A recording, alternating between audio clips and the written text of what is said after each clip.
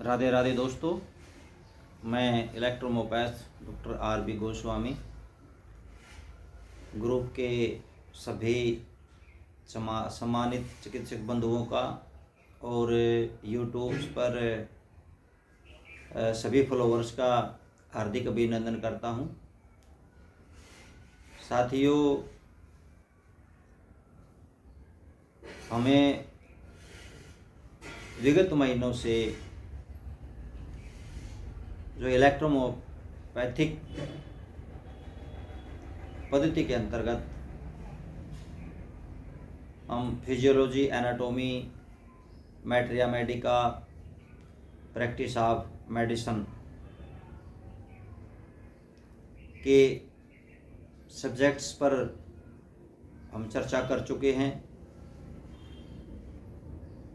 और इन सब्जेक्ट्स पर वीडियो लेक्चर बनाने का हमारा एक ही पर्पज़ उद्देश्य था कि आप लोगों को महत्वपूर्ण जानकारी प्राप्त हो सके। इसके बाद में हमने आप सभी साथियों की रिक्वेस्ट पर अथक प्रयास करके, मेहनत करके बुक की रचना की। हालांकि उस बुक में हमने बहुत ज़्यादा जो है लॉस उठाना पड़ा, लेकिन फिर भी आप साथियों की सहायता के लिए हमने उसको भी सहन किया। और हमारा तो ये उद्देश्य था कि आप जो है किसी प्रकार से जो है इलेक्ट्रोमोपैथी में अपने आप को जो है कौशल बना लें। लेकिन साथियों, इतनी सामग्री आप तक पहुंचाने के बावजूद भी अभी भी जो है ना तो वीडियो लेक्चर को सुनते हैं और ना ही जो है बुक जिसके पास पहुंच चुकी उस बुक को देखते हैं, कुछ साथियों को छोड़ करके। और कोई भी उनके पास पेशेंट आता है, उसका जो है पूरा लिस्ट जो है उसमें 15 है, 20 पेपर है, टेस्ट है, वो सब के सब जो है हमें भेज देते हैं और फिर हम उसमें लगे रहते हैं उसको देखने के लिए।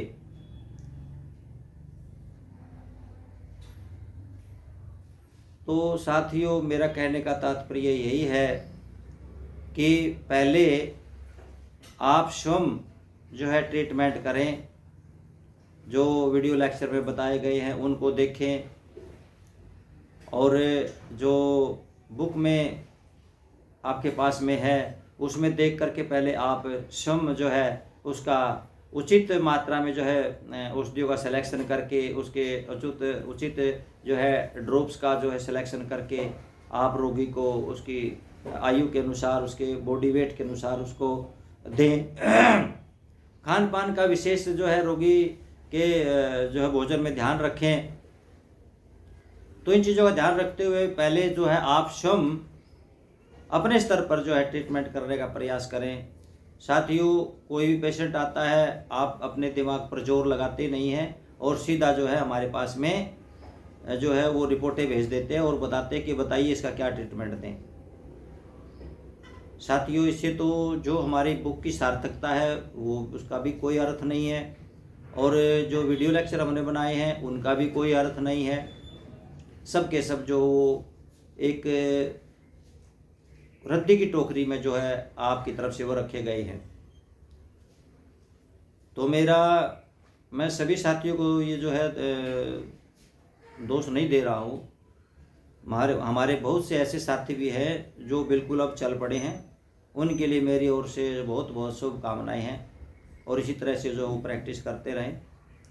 लेकिन अधिकतर हमारे जो साथी हैं वो अभी भी ना तो वीडियो लेक्चर की तरफ ध्यान देते हैं, ना बुक में वो कुछ देखने का प्रयास करते हैं। कोई भी मरीज आता है तब उनको याद आती है कि इस रोग का इलाज क्या होना चाहिए और सीधा जो है वो हमारे पास या तो उस पेशेंट की इमेज भेज देते हैं या फिर जो है उसकी टेस्ट रिपोर्ट जो भी करवाई होती है उसको हमारे पास भेज देते हैं और ट्रीटमेंट पूछते हैं।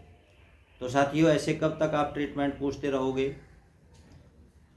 आप अब जब तक आप अपने स्तर पर प्रयास नहीं करोगे तब तक कोई लाभ नहीं होने वाला है, हमारे बताने से कोई लाभ नहीं होने वाला है। और आपके पास में 250 से अधिक तो बुक के अंदर ही जो डिजीज हमने दी हुई है, आपके पास पूरा भंडार जो है वो रखा हुआ है, आप उसको देखते नहीं हैं। अगर आप उसमें से देख करके रोगी का ट्रीटमेंट करें तो आपको उसमें सफलता मुमकिन है, आपको मिलेगी। तो मेरा उन सभी साथियों से ये विनम्र निवेदन है कि वो पहले अपने स्तर पर चिकित्सा करें और उसके पश्चात में यदि कोई दिक्कत आती है, उसको 10 दिन 15 दिन के बाद में कोई जो प्रॉब्लम आती है, तो उसमें फिर आप ये मेंटेन करें कि हमने ये ट्रीटमेंट इसको दिया था और ये मेडिसिन जो है इस फार्मेसी की मेडिसिन हमने दी है, तब जा कर के हम कुछ बता सकते हैं। अब साथियों देखिए, बड़ा झोल चल रहा है डिश पैसेज बनाने में।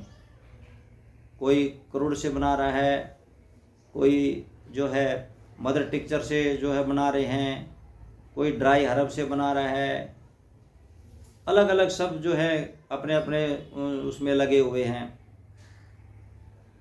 तो साथियों, मैं पहले भी कई बार आपसे कह चुका हूँ और इस वीडियो के माध्यम से आज फिर मैं आप लोगों को बताता हूँ कि जब तक आपके पास में मेडिसिन की क्वालिटी अच्छी नहीं होगी तो आप कुछ भी नहीं कर पाएंगे।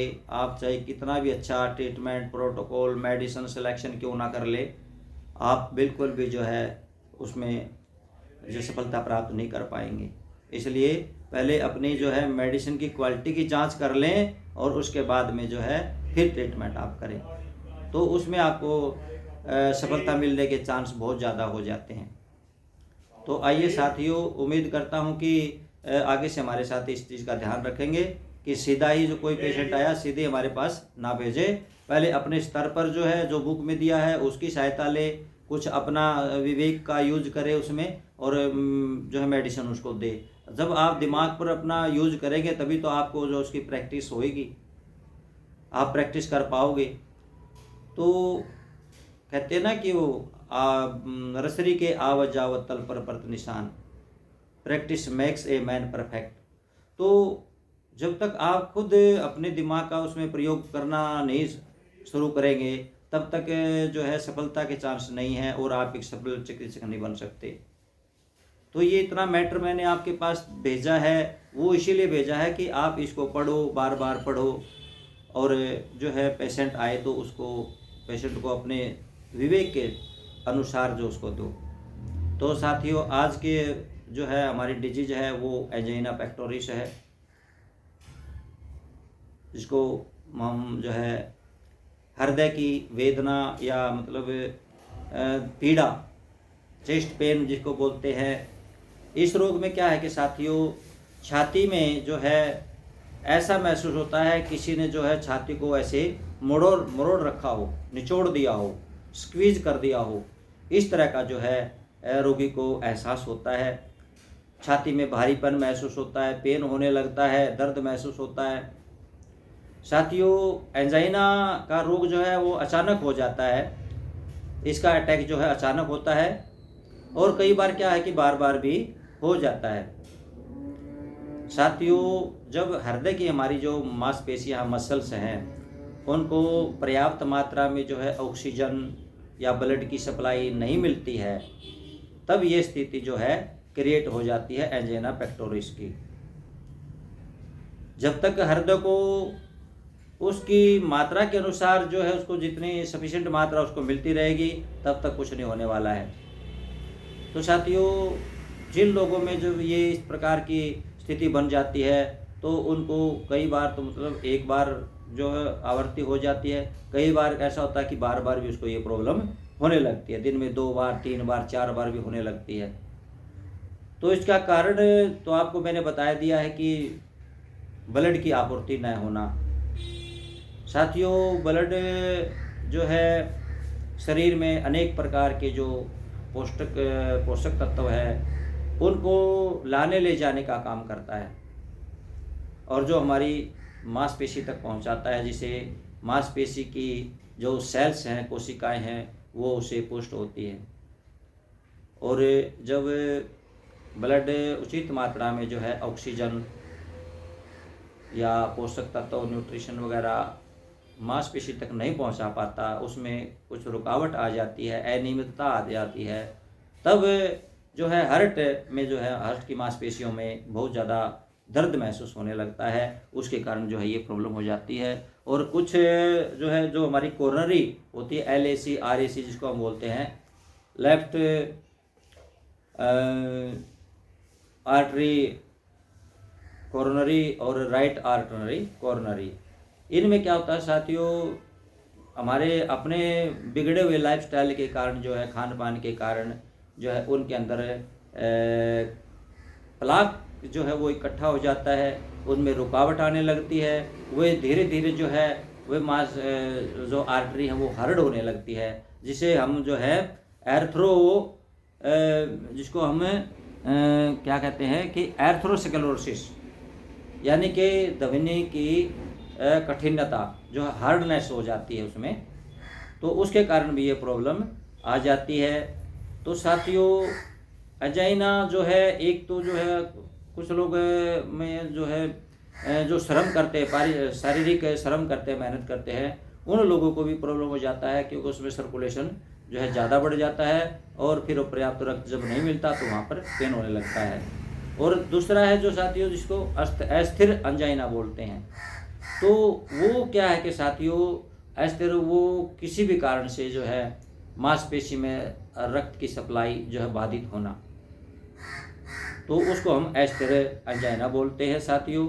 ये होता है साथियों जो कोलेस्ट्रॉल वगैरह जो है वसायुक्त जो फ्लास्क है वो जम जाता है, उसके कारण जो है खून के संचरण में जो है बाधा उत्पन्न होती है।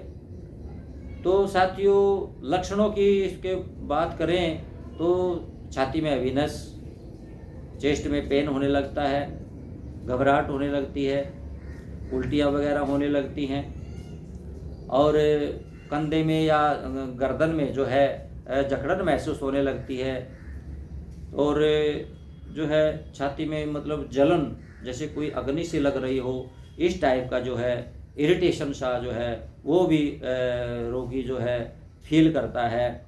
तो दबाव का उसको छाती में जो है भारीपन सा महसूस उसको होता है, और कई बार जो दर्द है वो पीठ के पीछे भी जो है चला जाता है, और गले तक या फिर जबड़े में है हो जाता है, और ऐसे रोगी को जो है घबराहट होकर के पसीना वगैरह भी बहुत ज़्यादा आता है, सांस लेने में भी उसको जो है प्रॉब्लम आ जाती है, सांस भी जो है अस्थमेटिक पेशेंट की तरह जो सांस लेने लगता है। तो साथियों, इस प्रकार के जो लक्षण होते हैं वो एंजाइना पेक्टोरिस के होते हैं, और हमें उसका उचित कारण जान करके उसका उचित इलाज हमें इसमें करना चाहिए। इलेक्ट्रोहोम्योपैथी में जो हम क्या करें साथियों, देखिए जो कारण हमने बताया है कि जैसे प्लाक जम जाता है, धमनी में किसी प्रकार का जो है अवरुद्धता आ जाती है, तो ये जो है ये कंडीशन जो है खान पान के कारण जो है क्रिएट होती है। तो खान पान का विशेष ध्यान रखें। इसमें जो है दूध से बने हुए जितने भी पदार्थ हैं, ये डेयरी प्रोडक्ट जितने भी पदार्थ हैं उन सब को अवॉइड करें, और जो है जंक फूड हैं या फास्ट फूड वगैरह है या मिठाइयाँ वगैरह हैं, तो इस तरह की जो चीज़ें हैं ऐसे रोगी को नहीं देनी चाहिए, उनको दूर रखना चाहिए।